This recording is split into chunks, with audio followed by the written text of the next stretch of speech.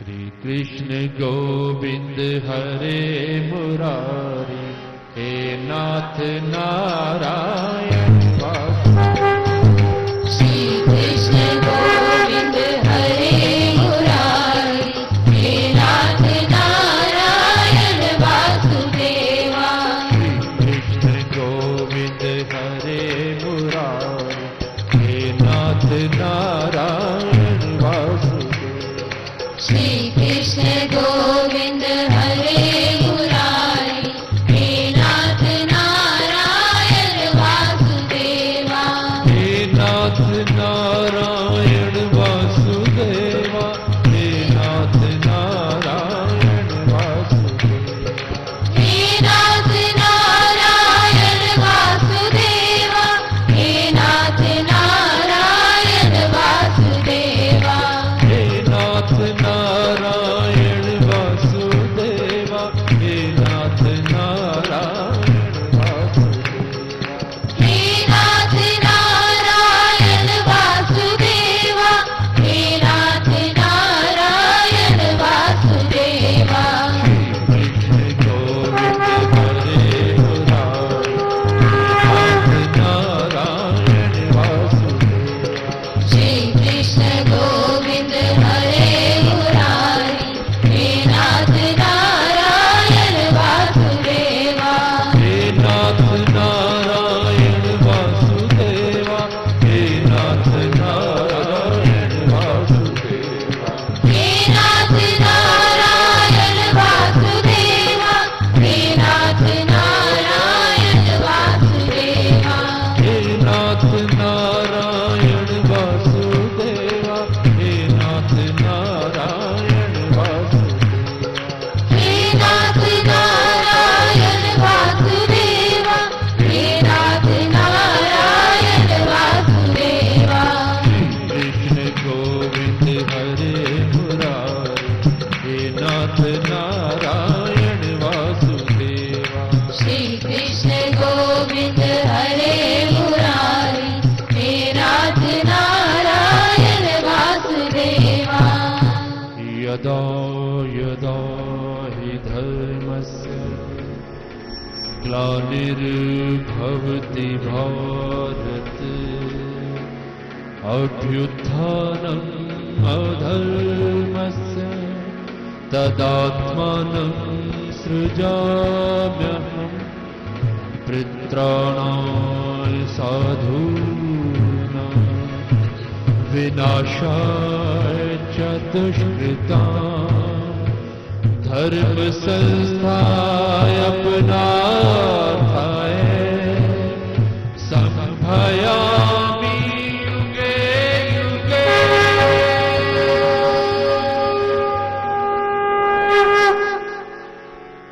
जय श्री कृष्ण।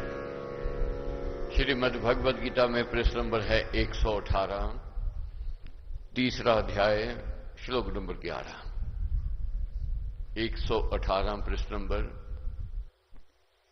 तीसरा अध्याय, श्लोक नंबर है 11। पुण्य कर्मों का फल है, गुरु कृपा है, महान यज्ञ में सम्मिलित होने का अवसर मिला। आज बड़ा दिन है, संक्रांति है। संक्रांति क्या है? शुभ की क्रांति। इसी तन के, इसी शरीर के अंदर शुभ भी है और अशुभ भी है, अच्छा भी है बुरा भी है, देव भी है असुर भी है। तो शुभ को जगाना है, देव को जगाना है, अच्छाई को जगाना है कि मैंने कुछ करना है, मैंने कुछ बनना है, मैंने कुछ करके दिखाना है, मैंने कुछ बन के दिखाना है। तो संक्रांति के दिन पर पर्व पर व्यक्ति ये संकल्प लेता है कि इस महीने में अच्छे कर्म करूंगा, अच्छा व्यवहार होएगा, अच्छा मेरा स्वभाव, अच्छा जीवन होवेगा। मालिक तूने रहमत करनी है, तूने कृपा करनी है, और मालिक कृपा करता है। तो प्रभु क्या समझाते हैं? प्रजापति ने फिर कहा, इस जग से तुम देवों का पालन पोषण करो और देव तुम्हारा पालन करें। इस प्रकार एक दूसरे के पोषण करते हुए तुम परम कल्याण को पाओगे। देवों का पूजन, देवों का पालन पोषण और देव हमारा पालन पोषण करें। एक हाथ से दे, दूसरे हाथ से ले। कोई कहे मैं लेता रहूं, मैं दूं नहीं, ये काम ज्यादा देर चलेगा नहीं। एक हाथ से देना है, दूसरे हाथ से लेना है। अब कैसे आगे समझना है? पृथ्वी, पानी और पवन आदि देवों को स्वच्छ रखने से, वनस्पतियां क्या कहते हैं, देवों को स्वच्छ रखने से, वनस्पतियों और पुष्पों के पालन पोषण से उनके द्वारा मनुष्य का अपना पोषण होता है। मनुष्य भी एक प्रकार का देव ही है। मानव समाज के पोषण से भी मनुष्यों का परस्पर पालन होता रहता है। अब धरती है, पानी है, पवन है, ये सब हमारे देव हैं। अगर मन चाहा फल चाहते हैं तो हमें भी कुछ करनी पड़ेगी। अगर धरती को दूषित करते रहेंगे, बंजर हो जाएगी, मन चाहा फल नहीं मिलेगा। जो मालिक ने हमें दिया है, जो दमड़े दिए, जो अन्न दिया, जो विवेक दिया, जो ज्ञान दिया, जो बुद्धि दी, जो समर्थता दी, जो कला दी, जो कौशल दिया, उसको हमें आगे बांटना है। सूर्य तेज बांट रहा है दिन रात, पवन बांट रही है, जल देव है, प्यास बुझा रहा है हमारे। इसी प्रकार मनुष्य भी एक देव है। मनुष्य को जो कला मिली है, जो हुनर मिला है, जो विवेक मिला है, जो बुद्धिमत्ता मिली है, जो अनुभव है उसके पास, उसको अपने तक सीमित नहीं रखना है। जब यज्ञ किया था, यही पढ़ा था, यज्ञ में आना, यज्ञ की प्रेरणा देना, ज्ञान बांटना, शुभ कर्म में रुचि रखना, ये सब यज्ञ कहे गए हैं। तो इसलिए जो पढ़ा है, जो समझा है, इसको अपने तक सीमित नहीं रखना है, इस ज्ञान को आगे बांटना है। ज्ञान एक जगह रुक जाए दूषित हो जाता है, जल एक जगह रुक जाए दूषित हो जाता है, धन एक जगह रुक जाए दूषित हो जाता है। धन आता रहे जाता रहे वह शुद्ध है, धर्म कर्म में लगता रहे शुद्ध है, परहित परोपकार में लगता रहे ये शुद्ध है, हो जाता है। कोई ना कोई खोट तो आ ही जाता है, कोई ना कोई बुराई आती ही आती है, और आती है तो अगर दान करते रहे, यज्ञ करते रहे, तो ये धुलता रहता है, साफ होता रहता है। इसी प्रकार ये ज्ञान है, ज्ञान बांटने से और विकसित होता है और बढ़ता है, ये कम नहीं होता है। कोई कहे मैंने ज्ञान बांट दिया मैं तो कंगाल हो गया, नहीं, कंगाल नहीं हुआ, तू तो शहनशाह बन गया। तेरे को तो मालिक और देता है। कैसे? महापुरुषों ने कहा है 10% दान दो, मालिक 90% और जोड़ देता है, 100% हो जाता है, इतना मिल जाता है। तो इसलिए मालिक देता है, मालिक रखता नहीं है। देवों का हम पूजन करते हैं, देव हमें दे देते हैं, हमें मन चाहा फल देते हैं। जितनी कुर्बानी करते हैं तो उससे तो कई हजार गुना ज्यादा हमें मिल जाता है। तो इसलिए प्रभु क्या कहते हैं, अपने भोगे पदार्थों का दान देकर पदार्थों का उपभोग करना देवों की जन समाज की चोरी है। दान देकर अन्न खाना यज्ञ का शेष देव प्रसाद कहा गया है। ऐसे यज्ञ शेष को खाने वाले संत जन सब पापों से मुक्त हो जाते हैं, और जो स्वार्थी अपने लिए ही पकाते हैं, यज्ञ नहीं करते, वह पापी पाप को खाते हैं। जो कमाई हम करते हैं उसमें 10% देना चाहिए, वह 10 गुना होकर के वापस आ जाता है। इसी प्रकार सेवा, मालिक ने जो हमें शरीर दिया है, समय दिया है, अगर थोड़ा सा भी समय सेवा में लगाएंगे, मालिक 100 गुना और कर देता है, और जीवन दान देता है, स्वास्थ्य देता है, शुभ करता है, मंगल करता है, सहयोगी हो जाता है मालिक कि इसने मेरे कार्य में सहयोग दिया। अपने दैनिक जीवन में देखो, कोई हमारी सहायता करता है, हमारे मन में उसकी बोझ होती है, सोच होती है कि इसने मेरी सहायता की है, मैंने भी इसका साथ देना है। मन में सोच होती है, ये जावेगी नहीं, मेरे ऊपर इसने उपकार किया, कैसे मैं बदला उतारूं, बदला उतार सकूं, ये उसका भाव बना रहता है। हनुमान जी ने जब राघव जी की सहायता की तो राघव जी ने क्या कहा कि हे वीर हनुमान, तूने मेरे कुल और वंश पर उपकार किया, ये बदला उतारना मेरे लिए कठिन है, मगर हर एक प्राणी चाहता है मैं बदला उतार के जाऊं, मगर तेरा ऋण मैं लेकर के जाना चाहता हूं। क्यों कहा ऐसा? क्योंकि जहां प्रेम होता है, जहां प्रीति होती है, वहां दूसरे का दुख देखा नहीं जाता है।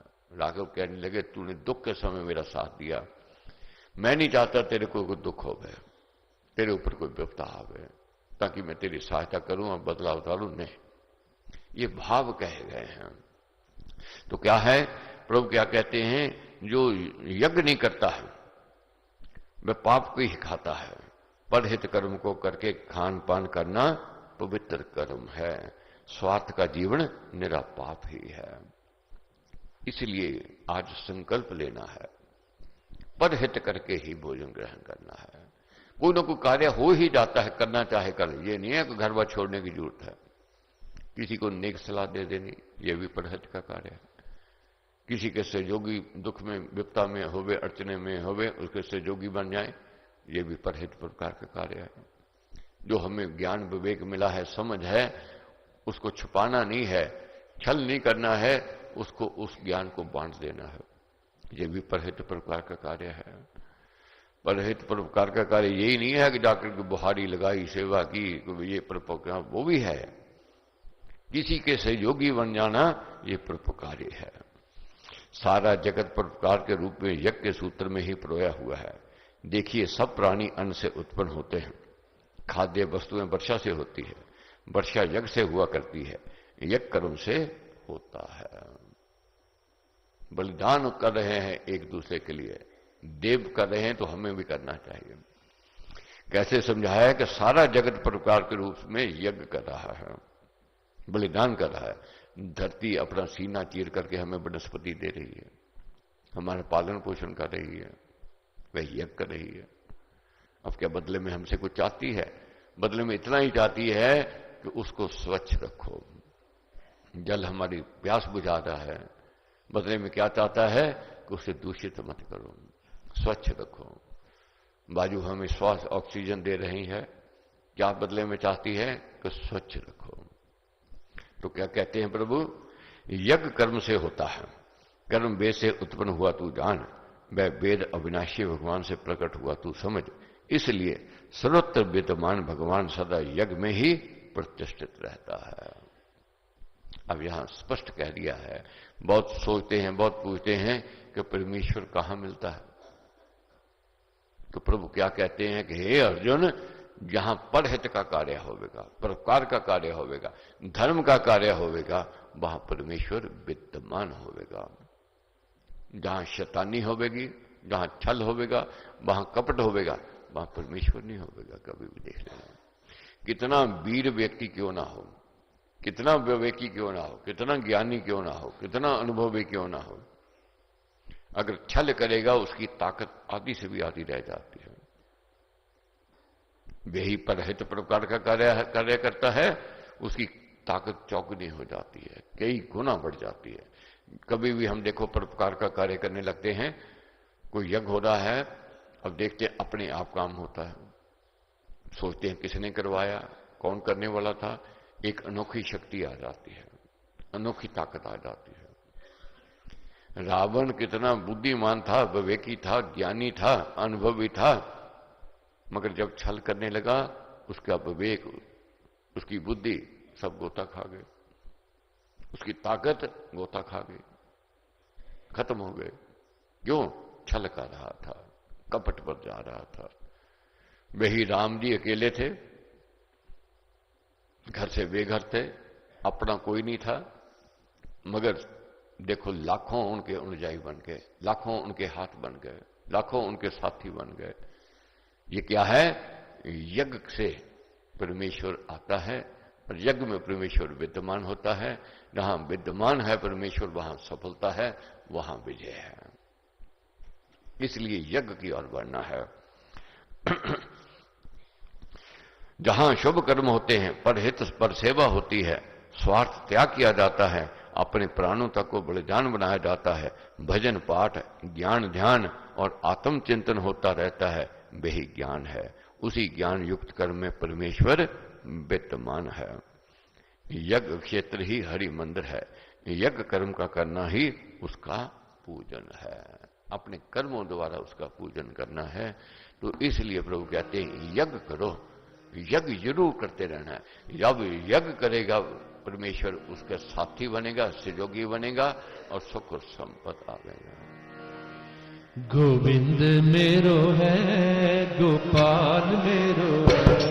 गोविंद मेरो है, गोपाल मेरो है।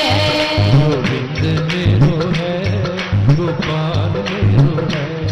गोविंद मेरो है, गोपाल मेरो है। राधा रमन रंगनाथ मेरो है।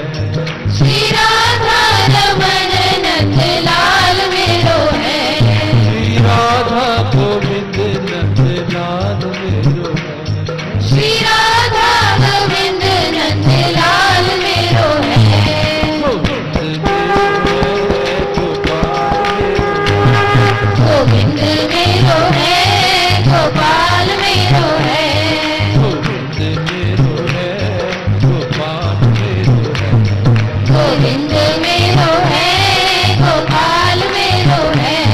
श्री राधा गोविंद नंदलाल मेरो है। श्री राधा गोविंद नंदलाल मेरो है। श्री राधा गोविंद नंदलाल मेरो है। श्री राधा गोविंद नंदलाल मेरो है। गोविंद मेरो है, गोपाल मेरो है। गोविंद मेरो है, गोपाल गोविंद मेरो है, गोपाल मेरो है। मेरो है। अपने दैनिक जीवन में देखते हैं हम लोग, तो हमारा या हमारे परिवार का या अपने प्यारों का कोई सहयोगी बनता है, वह हमें प्रिय लगता है, अच्छा लगता है। हमारे परिवार का, हमारे प्रेमियों का जो विरोधी है वह हमें अच्छा लगेगा, नहीं अच्छा लगता है, कटु भाव आ जाएगा, ये सब भाव का। अब परमेश्वर की ये रचना है, हम सब परमेश्वर की औलाद हैं। अगर एक दूसरे को तंग करेंगे, सतावेंगे, या छल करेंगे, या कपट करेंगे, क्या परमेश्वर को अच्छा लगेगा? नहीं अच्छा लगेगा। अगर परमेश्वर की औलाद को हम सहायक बनेंगे, जनहित परहित की सेवा करेंगे, परमेश्वर को हम प्रिय लगेंगे, अच्छे लगेंगे। जहां प्रिय लगेंगे वहां सुख है, वहां संपद है। ये कैसे समझना है? श्लोक नंबर है 16, तीसरा अध्याय है। इस प्रकार चलाए हुए बलिदान के चक्र को इस लोक में जो जन नहीं अनुवर्तित करता, नहीं धकेलता, उसका जीवन पाप है। वह इंद्रियों के सुखों में रमा हुआ है। हे अर्जुन, वह व्यर्थ जीता है। बहुत लोग कह देते हैं मैंने क्या लेना देना है, मेरे को क्या जरूरत पड़ी है, मैं क्यों परहित परोपकार के लिए जाऊं। वह व्यर्थ में जीता है, वह धरती पर बोझ है। मगर जो परहित के लिए जी रहा है, परोपकारी है, नेक सलाह देने वाला है, हित की बात करने वाला है, सहायता करने वाला है। ये दूसरे कभी कभी कह देते हैं ये हमारा है, ये आप सहायता की बात कर रहे हो, ये तो हमारा व्यवसाय है। व्यवसाय करना बुरा नहीं है, व्यवसाय में भी तोल सही है तो आप सही धर्म का काम कर रहे हैं। आपका बोल सही है, आप धर्म का काम कर रहे हो, मालिक का कार्य कर रहे हो। अगर तोल बिगड़ा हुआ है, बोल बिगड़ा हुआ है, वह व्यापार छल का है, वह कपट का है। अपना व्यापार करे मगर व्यवहार सही रख करके। प्रभु क्या कहते हैं, जो मेरे चलाए हुए इस संसार को धकेल नहीं रहा है, अर्थात सहयोगी नहीं बन रहा है, वह तो व्यर्थ में जी रहा है, वह तो पाप खा रहा है, वह तो धरती पर बोझ है। मगर जो मेरे कार्य को धकेल रहा है, हमें संसार में परमेश्वर ने मौज मस्ती के लिए नहीं भेजा, कोई ना कोई काम, कोई ना कोई जिम्मेदारी देकर के भेजा है। अब मन में प्रश्न आएगा, कौन सा काम हमें दे दिया उसने? ये परिवार चलाना, ये समाज चलाना, ये देश को चलाना, ये पशु पक्षी हमारे आश्रित हैं, ये सबको चलाना करना, ये मालिक ने ये कार्य दिया है। हमारे माँ बाप ने हमारी परवरिश की, देखभाल की, ज्ञान दिया, विवेक दिया, और इसी प्रकार हमारी ड्यूटी है अपने बच्चों को समझदार बनाना, विवेकी बनाना, ज्ञान देना, अपने अनुभव की बात उन्हें कहना, ये आगे बांट के जाना है, आगे दे करके जाना है। इसी प्रकार हमें जो अनुभव मिला, जो ज्ञान मिला, जो विवेक है, इसको अपने तक सीमित नहीं रखना है, इसको बांट देना है। महापुरुषों ने जो ग्रंथ लिखे, कितनी पुस्तकें हो गई, लोग इसको पढ़ रहे हैं, अध्ययन कर रहे हैं और ज्ञान प्राप्त कर रहे हैं, इसलिए ग्रंथ पूजनीय है। अगर अपने तक सीमित अलमारी में रखे होते तो क्या ये पूजनीय होते? कोई कहे मैंने ज्ञान की बातें लिख ली, इसको तिजोरी में रख दो, कोई ना पढ़ सके, कोई ज्ञान ना प्राप्त कर सके, ये देवों की चोरी है। इसलिए प्रभु क्या कहते हैं, हे अर्जुन, ऐसे व्यक्ति व्यर्थ जीते हैं। ऊपर का उपदेश कर्म योग की कुंजी है और सच्चे धर्म का ये सार है। जो हमने पढ़ा है आज, ये कर्म योग की कुंजी कही गई है और धर्म का ये सार है। बहुत उत्तम प्रसंग है जो आज हमने संक्रांति पर पढ़ा है। कर्म योग के उपदेश के अनंतर आत्मा में स्थिर रहने वाले की अवस्था का उपदेश देते हुए भगवान ने कहा, जो जन अपने आत्मा में ही प्रीति अथवा प्रसन्नता युक्त है, जो अपने आत्मा में ही तृप्त हो और जो अपने आत्मा में ही संतोष हो, उसे कुछ करने योग्य नहीं रहता है। वह केवल विश्व आत्मा के नियम का निमित्त बना हुआ ही उसी के सहारे कार्य करता है। वह आत्मा से निर्लेप ही रहता है। क्या कहते हैं प्रभु, जो मिला है उसमें संतुष्ट हो जाओ, अपनी कमाई में संतुष्ट हो जाओ। भाग्य से ज्यादा नहीं मिलने वाला है, समय से ज्यादा नहीं समय से पहले नहीं मिलने वाला है। जो भाग्य में लिखा है वह मिलने वाला है। अगर भाग्य में जो मिला है वह मालिक का दिया हुआ प्रसाद प्रसन्नता से अगर हम स्वीकार कर लेते हैं, सुख देवे या दुख देवे में चोली विच पालमा, दुखन विदाता में सुखाना लालमा, जेड़ा बेला आबे में हंस के गुजारा, शुक्र गुजारा, शुक्र गुजारा। प्रभु क्या कहते हैं, ऐसा व्यक्ति जो संतुष्ट है अपनी आत्मा में, वह क्या है, वे ही सुखी है। और वे ही एक निमित्त मात्र जो अपने आप को समझता है कि मालिक का मैं एक पुर्जा हूं, मालिक ने जो देना है, जो करवाना है, मैं कर रहा हूं और वह करवा रहा है। दान पुण्य आदि किए हुए कर्मों से, उनके फलों से इस लोक में उसका कोई प्रयोजन नहीं रहता, ना ही करने से रह के कर्म से उसका कोई अर्थ है, कोई दोष है, ना ही सब प्राणियों में उसका कोई स्वार्थ स्थान है। क्या कहते हैं, क्या भाव होता है उसका, तेरा तेरे को अर्पण। अब रुपया चढ़ाते हो, आप आकर सत्संग में आते हो, क्या आप मालिक को रुपयों की जरूरत है? कभी सोचो विचार से, अगर हमने रुपए चढ़ा दिए, क्या मालिक खुश होगा इससे? ये सोच कैसे समझनी है। तेरा तेरे अर्पण, तूने दिया, मैंने उसमें से कुछ तेरे को दे दिया।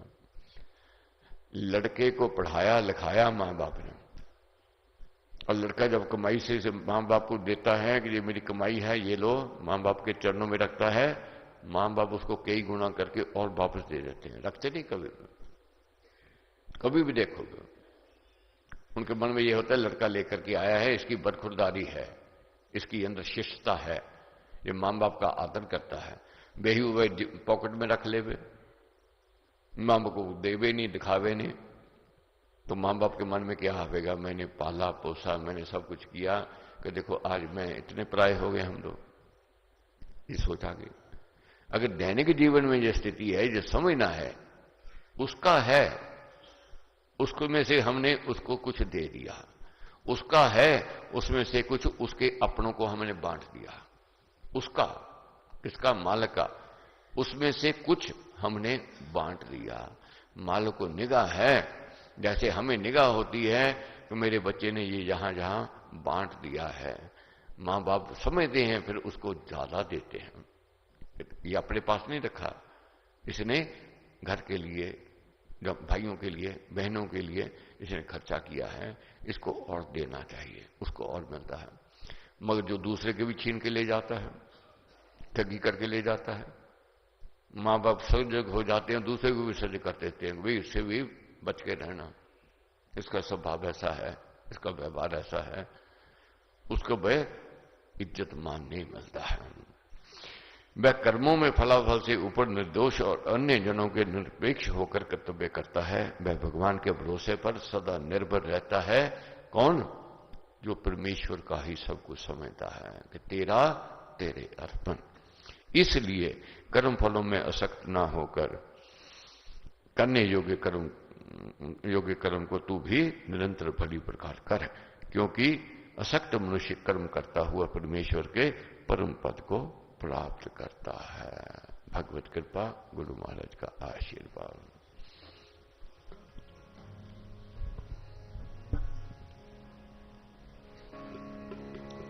ओम जय जगदीश हरे, स्वामी जय जगदीश हरे। भक्त जनों के संकट नाथ जनों के अवध क्षण में दूर करे। ओम जय जगदीश हरे। जावे पद पार, दुख बिन से मन का। स्वामी दुख बिन से मन का। सुख संपत्ति घर आवे, सुख संपत्ति घर आवे। कष्ट मिटे संसारी। ओम जय जगदीश हरे। मात पिता तुम मेरे शरण